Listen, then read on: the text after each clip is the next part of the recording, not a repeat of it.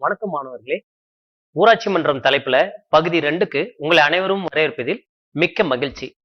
நாம சென்ற வகுப்புல என்னென்ன பார்த்தோம்னு கொஞ்சம் நினைவு கூர்ந்துடலாமா? சென்ற வகுப்புல நம்ம என்ன பார்த்தோம்னா, கிராம சபை கூட்டம் அப்படின்னு சொல்லி ஒரு முன்னுரை பார்த்தோம். அது மட்டும் இல்லாம பஞ்சாயத்து ராஜ் திட்டம் அப்படின்னா என்னன்னு பார்த்தோம். அது எத்தனை அடுக்குகளை கொண்டது அப்படின்னு பார்த்தோம். அடுத்தது கிராம ஊராட்சினா என்ன அப்படின்னு பார்த்தோம். தமிழ்நாட்டுல எத்தனை கிராம ஊராட்சிகள் இருக்கு அப்படின்னு பார்த்தோம். அடுத்ததா நம்ம என்ன பார்த்தோம்னா, இந்த கிராம ஊராட்சி நிர்வாகிகளை எப்படி தேர்ந்தெடுக்கிறாங்க அப்படின்றத பார்த்தோம். எந்த முறையில தேர்ந்தெடுக்கிறாங்க, அவங்களோட பதவி காலம் என்ன அப்படின்னு பார்த்தோம். அதுக்கான கிராம ஊராட்சியில போட்டியிடறதுக்கு என்னென்ன தகுதிகள் இருக்கு அப்படின்றதெல்லாம் பார்த்தோம். அது மட்டும் இல்லாம முக்கியமா ஒரு விஷயம் பார்த்தோம். ஞாபகம் இருக்கா? நம்ம தமிழ்நாட்டோட பாரம்பரிய தேர்தல் முறை அப்படின்னு ஒரு முறை பார்த்தோம். அந்த முறைக்கு என்ன பேரு? குட ஓலை முறை. அந்த குட ஓலை முறை எப்படி செயல்படுத்தினாங்க அப்படின்றத பார்த்தோம். அடுத்ததா என்ன பார்த்தோம் அப்படின்னு பாத்தீங்க அப்படின்னா, இந்த கிராம ஊராட்சி மன்றத்தோட பணிகளை நம்ம என்ன சொல்லோம்னா 2 வகையா பிரிச்சோம். ஆமாங்களா? பிரிச்சோமா இல்லையா? 2 வகையா சொன்னோம். அதுல ஒரு பணி என்னன்னு பாத்தீங்கன்னா, கட்டாய பணி, ஆப்ளிகேட்டரி ஃபங்க்ஷன் சொல்லக்கூடிய கட்டாய பணிகளை பத்தி நம்ம சென்ற வகுப்புல பார்த்தோம். இந்த வகுப்புல நாம டிஸ்கிரிஷனரி ஃபங்க்ஷன் சொல்லக்கூடிய தன்னார்வ பணிகள் என்னென்ன இந்த கிராம ஊராட்சியில செய்யப்படுது அப்படின்னு பார்க்க போறோம். சரி, அதுக்கு முன்னாடி இந்த படத்துல இருக்கிறவரு யாருன்னு தெரியுதா? எல்லா குழந்தைகள் இருந்து எல்லாருக்குமே தெரியும். இந்த படத்துல இருக்கிறவர் நம்மளுடைய தேசத்தந்தை மகாத்மா காந்திஜி. ஏன் உங்களுக்கு நான் இந்த மகாத்மா காந்திஜி அவரோட படத்தை காட்டியிருக்கேன் அப்படின்னா, இந்த கிராம ஊராட்சி, இந்த பஞ்சாயத்து ராஜ் திட்டம் இதுக்கு எல்லாமே அடித்தளம் அமைத்தவர் யாருன்னு பாத்தீங்கன்னா நம்ம மகாத்மா காந்திஜி தான். அதாவது கிராம சுவராஜ் அப்படின்ற வார்த்தையை முதல்ல அறிமுகம் செஞ்சவர் யாரு அப்படின்னு பாத்தீங்கன்னா நம்மளுடைய மகாத்மா தான். அதாவது நம்ம இந்திய நாடு நிறைய கிராமங்களை கொண்ட நாடு. இந்த கிராமத்தோட அடிப்படை வசதிகளை நம்ம மேம்படுத்தினாதான் நம்முடைய இந்தியா வளம் பெறும் அப்படின்றதுல காந்திஜிக்கு உடன்பாடு இருந்தது. அவர் என்ன சொன்னாரு அப்படின்னா, காந்திஜி கிராம மக்களுக்கு சுயராஜ்யம் வேண்டும். அதுதான் கிராம சுவராஜ். அதாவது கிராமத்தில் இருக்க மக்கள் அவங்க தேவைகளை அவங்களே பூர்த்தி செய்யும் வகையில் அவங்களுக்கு அங்கீகாரம் வழங்கப்படணும், நிர்வாகம் அப்படி மாத்தி அமைக்கப்படணும் அவர் ஆசைப்பட்டதுனாலதான் கிராம சுவராஜ் என்ற வார்த்தையை முதல்ல மகாத்மா காந்தியடிகள் அறிமுகம் செஞ்சாரு. நம்மளோட அடுத்தது இந்த கிராம ஊராட்சியில் நடைபெறக்கூடிய தன்னார்வ பணிகள் என்னென்னு பார்க்கலாமா? வாங்க பார்க்கலாம். முதல் பணிகள் அப்படின்னு பாத்தீங்கன்னா, சாலை ஓரங்களில் மரம் நடுதல். நீங்க எந்த சாலையில போனாலும் கிராமத்துல இருபுறமும் கண்டிப்பா மரங்கள் இருக்கும்.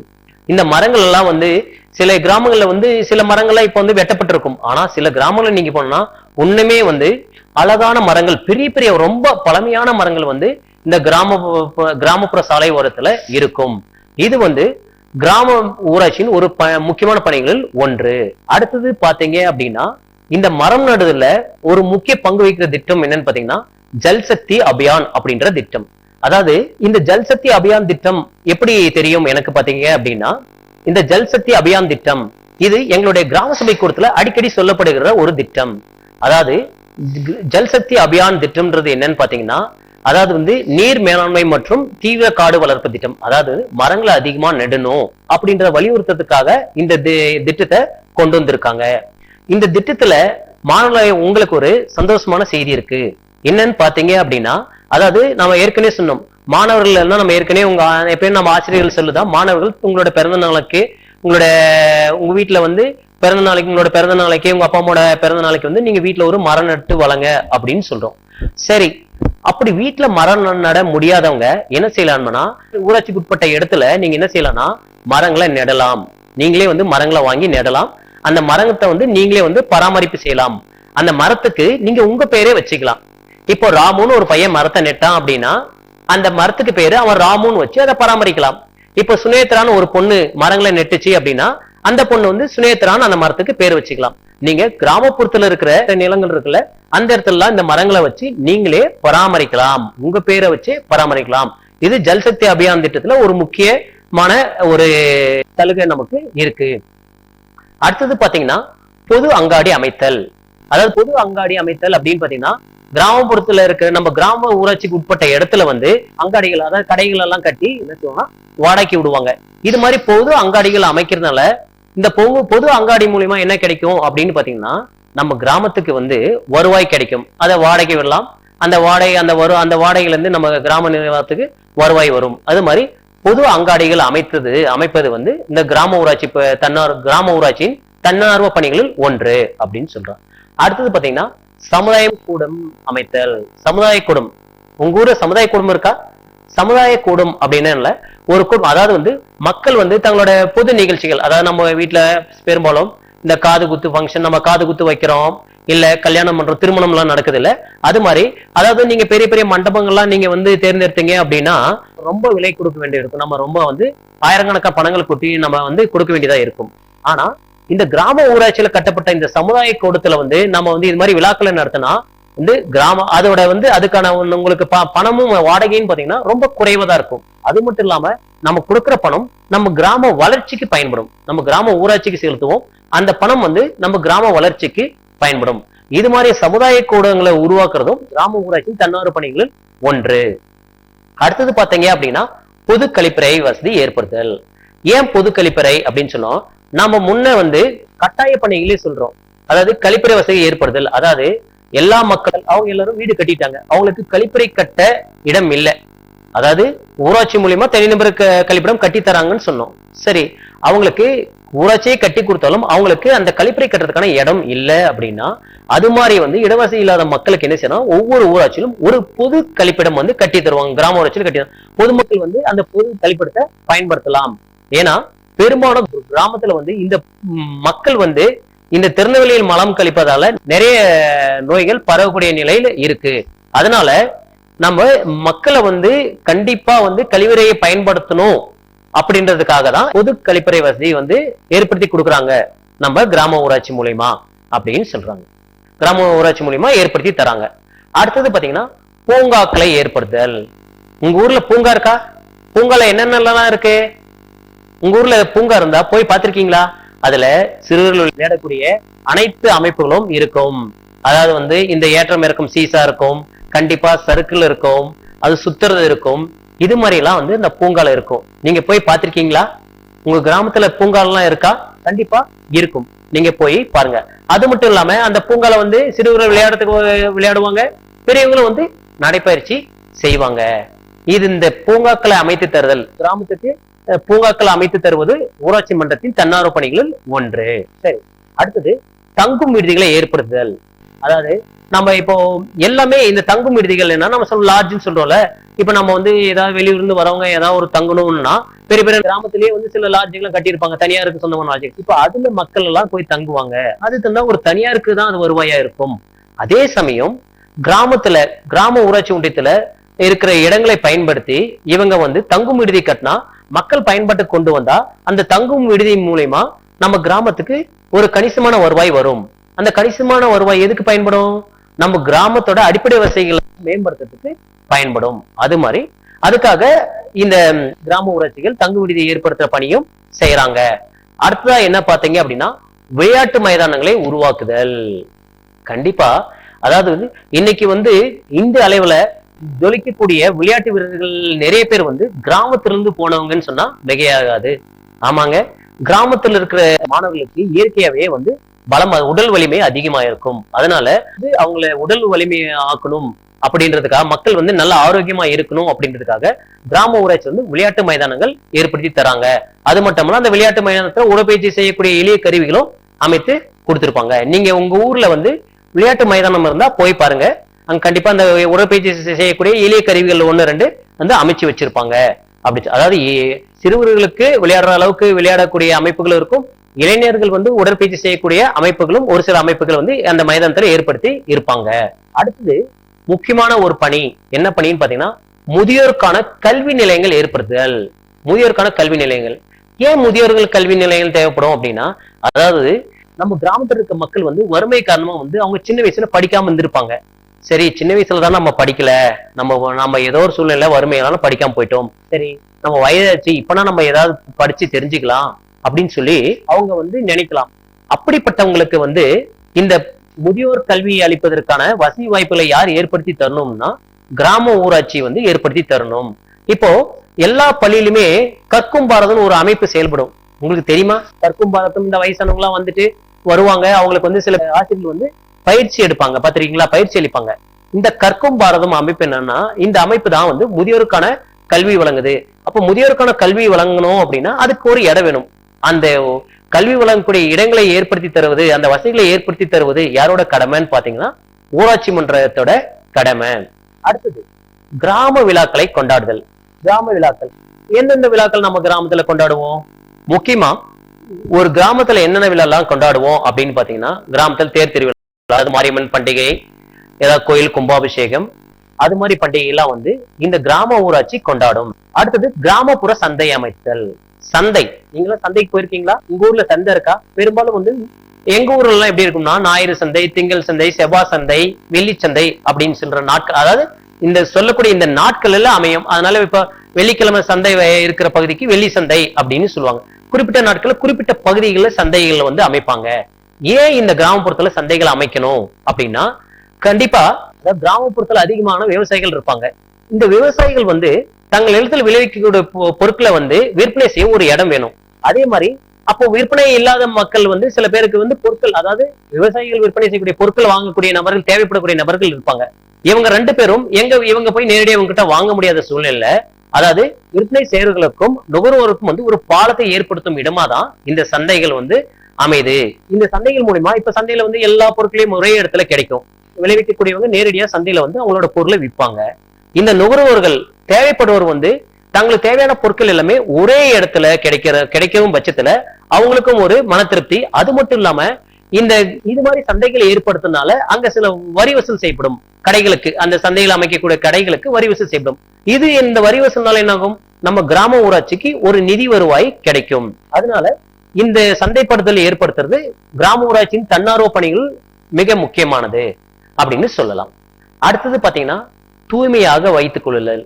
கிராமத்தை தூய்மையாக வைத்துக் கொள்ளுதல், அதாவது ஒரு கிராம ஊராட்சி மன்றம் நினைச்சாதான் நம்ம ஊரை தூய்மையா வைக்கணும்னு இல்லை. முதல்ல நாம வந்து நம்ம வீட்டை தூய்மையா வைக்கணும். சில பேர் நம்மளா தங்க வீட்டுல இருந்து குப்பை வெளியே போனா அப்படியே தூக்கி வெளியே போட்டுருவாங்க. அப்படி போடக்கூடாது, அது தவறு. அதாவது வந்து கிராம ஊராட்சியில பாத்தீங்கன்னா குறிப்பிட்ட நாட்கள்ல குறிப்பிட்ட தெருவுல இல்ல தினமும் கூட தெருவுல வந்து அந்த திடக்கழிவு மேலாண்மை திட்டம் மூலியமா குப்பைகளை சேகரிக்க வந்து வண்டியில வந்துட்டே இருப்பாங்க. அந்த துப்புரவு பணியாளர் வந்துட்டு இருப்பாங்க. நாம அப்ப என்ன செய்யணும்னா, நம்ம குப்பைகளை ஒரு இடத்துல சேகரிச்சு வச்சு அந்த குப்பைகளை கொண்டு போய் நம்ம அந்த இதுல வண்டியில போட்டணும்.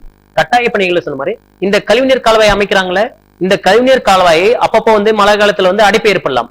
இந்த அடைப்பெல்லாம் நீக்கி வந்து எப்பயுமே கழிவுநீர் வந்து சுலபமா போயிட்டே இருக்கிற மாதிரி வசதிகள் ஏற்படுத்தணும். வசதிகள் ஏற்படுத்தணும், கிராமம் எப்படி இருக்கும்? தூய்மையா இருக்கும். அதே மாதிரி அது மட்டும் இருந்தா போதுமா அப்படின்னா, திறந்த வெளியில் மலம் கழிப்பதை தவிர்க்க வேண்டும். இது மாதிரி செயல்கள் எல்லாம் வந்து ஊராட்சி மன்றம் ஈடுபட்டால் கிராமம் எப்படி இருக்கும்? நம்ம கிராமம் தூய்மையா, நம்ம கிராமம் இல்ல எல்லாரோட கிராமமும் எப்படி இருக்கும்?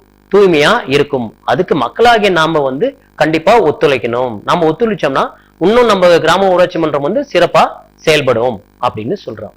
அடுத்தது இறுதியா ஒரு பணி இருக்கு கிராம ஊராட்சி மன்றத்தில், தன்னார்வ பணிகள் மிக சிறந்த பணி. அது என்னன்னு பாத்தீங்கன்னா, இயலாதோர் மற்றும் ஊனமுற்றோருக்கு உதவுதல். அதாவது நம்ம நல்லாவே இருப்போம், ஆனா நமக்கே சில பேர் வந்து உதவி தேவைப்படுது. ஆனா நமக்கே உதவி தேவைப்படுதுன்னா, உடல் ஊனமுற்றோருக்கு நினைச்சு பாருங்க, அவங்களுக்கு என்ன செய்வாங்க? அவங்க ஒரு இடத்துல நகர முடியாது. சில பேருக்கு உடல் ஊனம் வந்து வெவ்வேறு மாதிரி இருக்கும். சில பேருக்கு காது கேட்காம இருக்கலாம், சில பேருக்கு கண்ணு தெரியாம இருக்கலாம், சில பேருக்கு நடக்க முடியாத இருக்கலாம், சில பேர் வந்து படுத்த படிக்கையா கூட இருப்பாங்க. அப்போ அவங்களுக்கெல்லாம் வந்து ஒரு கிராம ஊராட்சின்னு எடுத்து பாத்தீங்கன்னா, அவங்களுக்கு வந்து நம்ம கிராமத்துல எத்தனை பேர் ஊனமுற்றோர்னு ஒரு பதிவு வச்சிருப்பாங்க.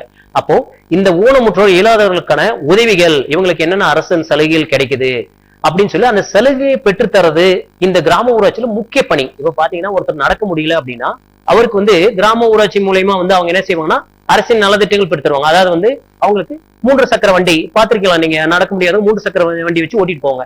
இந்த வண்டி அவங்களுக்கு இலவசமாவே வந்து கிராம ஊராட்சி மூலயமா பெற்றுத்தரலாம். அதே மாதிரி காது கேட்காதவங்களுக்கு காது கேட்கிற மிஷின் சொல்லுவோம்ல, இயரிங் எய்டுன்னு சொல்லுவோம், அது மாதிரி காது கேட்கிற மிஷின், இது எல்லாமே கிராம ஊராட்சி மூலயமா இந்த இயலாதோருக்கு ஊனமுற்றோருக்கு வந்து இலவசமா பெற்று தராங்க. அது மட்டும் இல்லாம இந்த ஊனமுற்றோருக்குன்னு பாத்தீங்கன்னா மாதம் அரசாங்கத்துல வந்து குறிப்பிட்ட தொகை வருது. அந்த தொகையை பெற அவங்களுக்கு வந்து பெரும்பாலும் அவங்க பெற்றோருக்கு அந்த அளவுக்கு அறியாமை இருப்பாங்க. அவங்களுக்கு அந்த தொகை உங்களுக்கு இவ்வளவு சலுகை அரசாங்கம் கொடுக்குது, உங்களுக்கு மாதம் இவ்வளவு தொகை வருது, கிடைக்க வழி செய்வது யாருன்னு பாத்தீங்க அப்படின்னா இந்த ஊராட்சி மன்றம்னு சொல்லலாம். சரி, இவ்வளவு பணிகள் செய்யுது. நம்ம சொன்னோம் கட்டாய பணிகளும் இருக்கு ஊராட்சி மன்றத்துக்கு, தன்னார்வ பணிகளும் இருக்கு. இவ்வளவு பணிகள் நம்ம பார்த்தோம். இந்த பணிகள் எல்லாம் ஒரு ஊராட்சி மன்றம் செய்யணும்னா என்ன வேணும்? நிதி வேணும், அதாவது பணம் வேணும். அதாவது எந்த திட்டத்தை வந்து அறிமுகப்படுத்தினாலும் நம்ம என்ன செய்யணும், நிறைவேற்றணும் அப்படின்னாலும் நமக்கு பணம் வேணும். சரி, இந்த கிராம ஊராட்சியில அடிப்படை வசதிகளை வந்து செய்யறதுக்கு நிதி எங்கிருந்து வருது? உங்களுக்கு ஏதாவது தெரியுமா? உங்களுக்கு? நீங்க ஏதாவது வந்து உங்க வீட்டுல உங்க அப்பா ஏதாவது வந்து வரின்னு சொல்லி ஏதாவது பஞ்சாயத்து கட்டியிருக்காரா? எப்பாவது கட்டியிருக்காரா? நீங்க பாத்திருக்கீங்களா? பாக்கலையா? பாத்திருக்கீங்களா? சரி, நான் சொல்றேன் வாங்க. அதாவது இந்த கிராம பஞ்சாயத்து வந்து செயல்படுறதுக்கு வந்து நிதி எங்கிருந்து வருது அப்படின்னு பாத்தீங்கன்னா, மத்திய அரசும் மாநில அரசும் வந்து இந்த கிராம பஞ்சாயத்துக்கு தேவையான நிதியை வந்து ஒதுக்குறாங்க. அதாவது ஆண்டுதோறும் வந்து ஒதுக்குவாங்க. இந்த நிதியை பயன்படுத்தி கிராமத்துக்கு தேவைப்படும் அடிப்படை வசதிகளை வந்து இந்த ஊராட்சி மன்ற தலைவர் வந்து நிறைவேற்றுவார். அடிப்படை தேவைகள் என்னென்ன இருக்கு, எந்தெந்த பகுதிக்கு என்னென்ன தேவைகள் இருக்கோ அதை பொறுத்து நிறைவேற்றுவார். இந்த நிதி மட்டும் போதுமா? அதாவது மத்திய மாநில அரசு ஒரு குறிப்பிட்ட தொகை தான் தெரியும். இந்த குறிப்பிட்ட தொகையை வச்சு அதிகமா இருக்க மக்கள் தொகை இருக்கிற கிராமத்துல அவங்களோட அடிப்படை வசதிகளை ஏற்படுத்த முடியுமா அப்படின்னா முடியாது. அப்ப என்ன செய்யணும்? கிராம ஊராட்சியோட நிதியை பெருக்கணும் அப்படின்னா வரி வசூல் செய்யணும். உங்க அப்பால கேட்டு பாருங்க, வரி கட்டுவாங்க. என்ன வரி கட்டுறாங்கன்னு பாத்துக்கோங்க.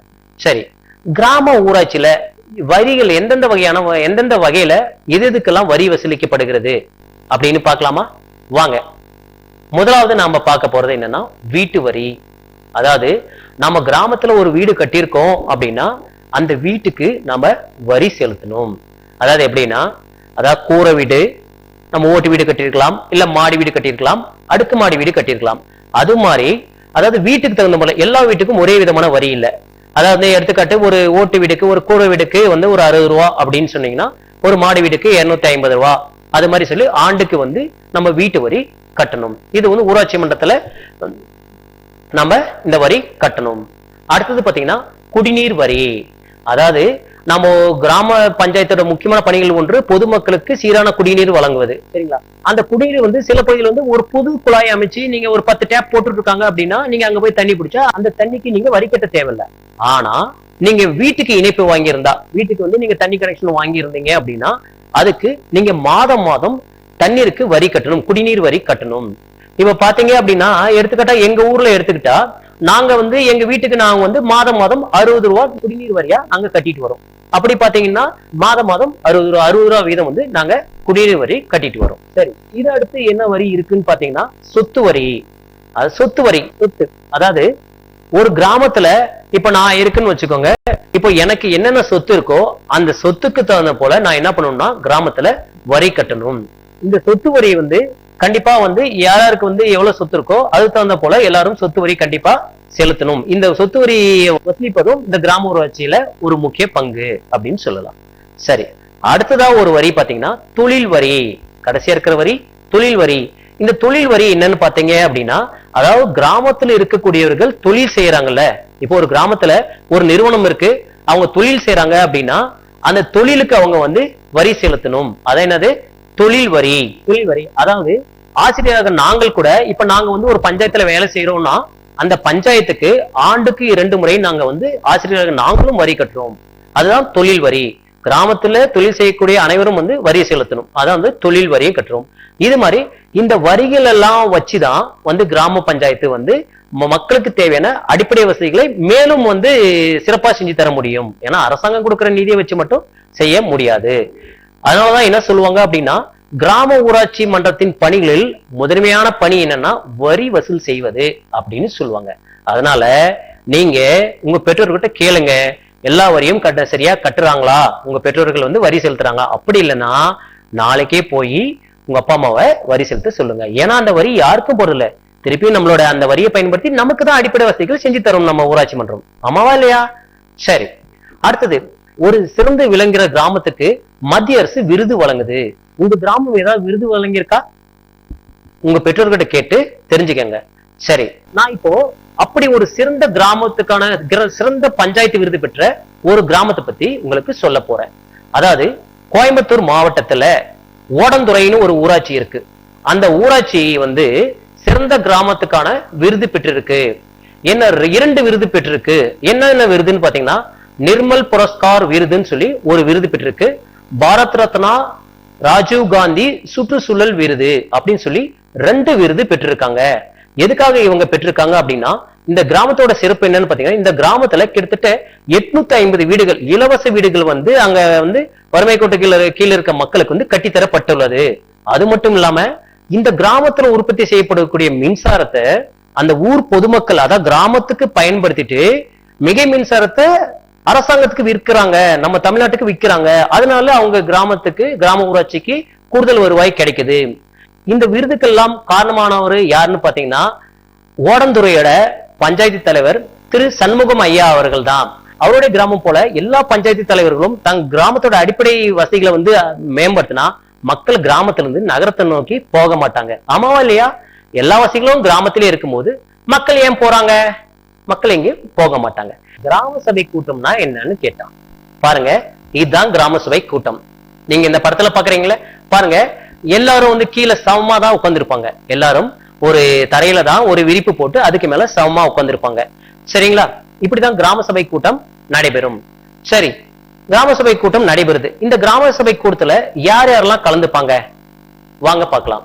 அதாவது கிராம சபை கூட்டம் நடைபெறுதுன்னா அதுல யார் யார் கலந்துப்பாங்கன்னா, ஊராட்சி மன்ற தலைவர் கலந்துப்பாரு, ஊராட்சி மன்ற துணைத் தலைவர் கலந்துப்பாரு, அந்த ஊராட்சியில் இருக்க அனைத்து வார்டு உறுப்பினர்களும் கலந்துப்பாங்க. அது மட்டும் இல்லாம அந்த கிராமத்துல இருக்கக்கூடிய நியாய விலை கடையில இருக்கக்கூடிய ஊழியர்கள், அதாவது ரேஷன் கடைன்னு சொல்றோம்ல, அந்த ரேஷன் கடை ஊழியர்கள் வந்து கலந்துப்பாங்க. அது மட்டும் இல்லாம ஆரம்ப சுகாதார நிலைய செவிலியர்கள், அதாவது நர்ஸுங்க இருக்காங்களே நம்ம ஆரம்ப சுகாதார நிலையத்துல, அவங்க கலந்துப்பாங்க. அது மட்டும் இல்லாம ஒரு சிறப்பு அழைப்பாளர், அதாவது நம்ம புதுசா யாராவது வந்து வட்டாட்சியர் அலுவலகத்துல ஒரு சிறப்பு அழைப்பாளர் வருவாரு, அவரும் வந்து கலந்துப்பாரு. அது மட்டும் இல்லாம நம்ம சுகாதார அலுவலர், நம்ம ஹெல்த் இன்ஸ்பெக்டர் சொல்றவரும் நம்ம இதுல கலந்துப்பாரு. சரிங்களா? இவ்வாறு இவங்க எல்லாம் கலந்துப்பாங்க. சரி, இந்த கூட்டத்துல கலந்துட்டாங்க. அடுத்தது கிராம சபை கூட்டத்துல என்னென்ன விவாதிக்கப்படும் அப்படின்னு சொல்லி பார்க்கலாம். நம்ம இதுவரைக்கும் கிராம சபை கூட்டத்துல யார் யாரெல்லாம் கலந்துப்பான்னு பார்த்தோம். அடுத்தது கிராம சபை கூட்டத்துல எதை பத்தி எல்லாம் விவாதிப்பாங்க அப்படின்னு பார்த்தோம். நீங்க இந்த கிராம சபை கூட்டம் நடைபெற படத்திலே பார்க்கலாம். பாருங்க, அங்க ஒருத்தர் எழுந்து நிச்சு ஏதோ படிக்கிற மாதிரி தெரியுதுல, அவர் தான் பஞ்சாயத்து கிளர்க்னு சொல்லக்கூடிய கிராம ஊராட்சி செயலர். எல்லா கிராம சபை கூட்டத்திலும் முதல் செய்யக்கூடிய வேலை என்னன்னு பாத்தீங்கன்னா, வரவு செலவுகளை படிப்பாங்க. அதாவது இந்த வரி, இந்த அரசு கொடுத்த மானியம் இவ்வளவு, இந்த வரி இவ்வளவு வசூல் பண்ணிருக்கோம் அப்படின்னு சொல்லிட்டு அந்த வந்து வரவு செலவு திட்டத்தை வந்து அவரு படிப்பாரு. அது இன்றைய காலகட்டத்துல வந்து நம்ம வரவு செலவு திட்டத்தை வந்து அவர் படிச்சுதான் தெரிஞ்சுக்கணும்ல. நம்ம கிராம சபை கூட்டம் நடைபெறதுக்கு முன்னாடி இணையதளத்துல இந்த தகவல்லாம் நம்ம எடுத்துக்கலாம். சரிங்களா? சரி, அடுத்தது என்னென்ன விவாதிப்பாங்க அப்படின்னு பாத்தீங்கன்னா, நம்ம கிராம சபை கூட்டத்துல என்னென்ன வந்து திட்டங்கள் நிறைவேற்றப்பட வேண்டி இருக்கு, என்னென்ன திட்டங்கள் நிறைவேற்றப்பட்டிருக்கு அப்படின்னு சொல்லி நம்ம கிராம ஊராட்சியின் தலைவர் வந்து விளக்க அளிப்பாரு. அது மட்டும் இல்லாம முக்கியமா என்ன செய்வாங்க அப்படின்னு பாத்தீங்கன்னா, கிராம சபை கூட்டத்துல தீர்மானம் நிறைவேற்றுவாங்க. என்ன தீர்மானம் எடுத்துக்கிட்டா சொல்லட்டும் அப்படின்னா, எங்க ஊர்ல வந்து ஏரியில வந்து பக்கத்துல தொழிற்சாலையில இருந்து கழிவுநீர் வந்து ஏரியில கலந்தது. நாங்கெல்லாம் கிராம சபை கூட்டத்துல பங்கேற்று என்ன சொன்னோம்னா, முதல் தீர்மானம் என்ன சொன்னா, மக்கள் எல்லாரும் ஒன்னா கூடி இந்த கழிவுநீர் கலக்கிற இந்த தொழிற்சாலையை மூடணும், இந்த தொழிற்சாலை நடவடிக்கை எடுக்கணும்னு சொல்லி ஒரு தீர்மானம் போட்டோம். அந்த தீர்மானம் போட்டு அதை அது மேல எல்லாமே நாங்க கையொப்பம் ஏற்றோம். அது மாதிரி கிராம சபை கூட்டத்துல குறிப்பிட்ட தேவைகள், இப்போ ஒரு பகுதிக்கு வந்து நீர் தேக்க தேவை அப்படின்னா இந்த பகுதி நீர் தேக்க தொட்டி தேவை அப்படின்னு நம்ம தீர்மானம் நிறைவேற்றப்படணும். இந்த தீர்மானம் அதாவது நிறைய தீர்மானங்களை கொண்டு வரலாம். அந்த தீர்மானத்துல நம்ம ஊராட்சி மன்ற தலைவருக்கு அங்கீகாரம் இருந்தா, அதிகாரம் இருந்தா அவரே அந்த தீர்மானத்து மேல நடவடிக்கை எடுக்கலாம். இல்லைன்னா அடுத்த நிலைக்கு போகும். இப்படி வந்து படிப்படியான நிலைக்கு நம்ம கிராம சபையில நிறைவேற்றப்படக்கூடிய தீர்மானங்கள் அடுத்த நிலைக்கு போகும். கண்டிப்பா நம்ம ஒரு கிராம சபை கூட்டம் வந்து இப்போ முடிஞ்சது, அடுத்த கிராம சபை கூட்டம் வருதுன்னா அந்த கிராம சபை கூட்டத்துல இந்த நம்ம கடந்த கிராம சபை கூட்டத்துல நாம இது எடுத்த இந்த தீர்மானத்து மேல என்னென்ன நடவடிக்கை இருக்கு, அந்த செயல் வந்து எந்த நிலையில இருக்கு, அந்த தீர்மானங்கள் எந்த நிலையில இருக்குன்னு சொல்லி நம்ம கேட்கலாம். சரி, இந்த கிராம சபை கூட்டம் என்னன்னைக்கு நடைபெறும்? மாசம் நடைபெறுமா? இல்லைங்க. அதாவது கிராம சபை கூட்டம் வருஷத்துக்கு 4 முறை தான். எப்பன்னு பாத்தீங்கன்னா, ஜனவரி 26 குடியரசு தினம், ஆகஸ்ட் 15 சுதந்திர தினம், மே 1 தொழிலாளர் தினம், அக்டோபர் 2 காந்தி ஜெயந்தி. மாணவர்களே, இந்த நாள்லாம் ஞாபகம் இருக்கா? இந்த நாள் எல்லாம் உங்களுக்கு விடுமுறை நாட்கள். அதனால பெரும்பாலும் எல்லாருக்கும் விடுமுறையா தான் இருக்கும். அதனால இனி வரும் காலத்துல நீங்க எல்லாரும் உங்க பெற்றோரோட இந்த கிராம சபை கூட்டத்துக்கு பங்கு பெறணும். ஏன்னா நமக்கு எல்லாமே லீவ் நாள தான் வருது. கண்டிப்பா இந்த 4 நாட்கள் மட்டும்தான் கிராம சபை கூட்டம் நடைபெறுமா அப்படின்னு பார்த்தா அது மட்டும் இல்ல. அதாவது தேவை ஏற்படின் ஏதாவது வந்து ஊருக்கு திடீர்னு ஏதாவது ஒரு திட்டங்கள் செயல்படுத்தணும் அப்படின்னா சிறப்பு கிராம சபை கூட்டத்தை ஊராட்சி மன்ற தலைவர் ஏற்படுத்தலாம். சரிங்களா? இவ்வளவு வரைக்கும் நம்ம என்ன பார்த்தோம்னா ஊராட்சி மன்றத்தோட திட்டங்களை பத்தி பார்த்தோம். அடுத்ததான் நம்ம பார்க்க போறது என்னன்னா நகராட்சி. நகராட்சி எப்படி கிராம ஊராட்சி போன்ற நகராட்சியும் எப்படி பிரிக்கிறாங்கன்னா மக்கள் தொகை அடிப்படையில் பிரிக்கிறாங்க. அதாவது 5000 இருந்து 30,000 வரை மக்கள் தொகை இருக்கிற பகுதிகளை நகராட்சியா பிரிக்கிறாங்க. இதுக்கும் நகராட்சி மன்ற தலைவர், நகராட்சி வார்டு உறுப்பினர்கள் இப்படின்னு தேர்ந்தெடுக்கிறாங்க. இவங்களும் நகராட்சியில் வாழக்கூடிய மக்களுக்கு அடிப்படை வசதிகளை ஏற்படுத்தி கொடுக்கிறது இவங்களோட முக்கிய கடமை. சரி, இவங்களுக்கு அரசு மத்திய அரசு மாநில அரசு மானியம் வழங்கினாலும் நிதி வழங்கினாலும், அதாவது கிராம ஊராட்சியை காட்டிலும் நகராட்சிக்கு எண்ணற்ற வரிகள் வசூலிக்கிறாங்க. அந்த வரிகள் மூலியமா நகராட்சியில நகரத்தில் வாழக்கூடிய மக்களுக்கு அடிப்படை வசதிகளை நகராட்சி தலைவர் ஏற்படுத்தி தராரு. சரிங்களா? சரி, அடுத்ததான் நம்ம மதிப்பீடு. உங்களுக்கு சில கேள்விகள். நீங்க இனி வரும் காலத்துல நீங்க என்ன செய்யணும் அப்படின்னா, கண்டிப்பா உங்க பெற்றோருடன் சேர்ந்து கிராம சபை கூட்டத்துக்கு பங்கேற்கணும். அங்க என்னென்ன நிகழ்வுகள் நடைபெறுதுன்னு நீங்க தெரிஞ்சுக்கணும். அதே மாதிரி அடுத்த உங்களுக்கு சில வேலைகள் நான் கொடுக்குறேன். நீங்க என்ன செய்யணும்னா, உங்க வீட்டுல உங்க பெற்றோர்கள் எந்தெந்த வரி கிராமத்துக்கு செலுத்துறாங்க அப்படின்னு சொல்லி கேட்டுக்கோங்க. இனிமேல் கண்டிப்பா எல்லா வரியும் செலுத்த சொல்லுங்க. கிராம சபை கூட்டத்துக்கு தவறாம கலந்துக்க சொல்லுங்க மாணவர்களே. மீண்டும் ஒரு பாடவெளியில் சந்திக்கலாம் மாணவர்களே. நன்றி, வணக்கம்.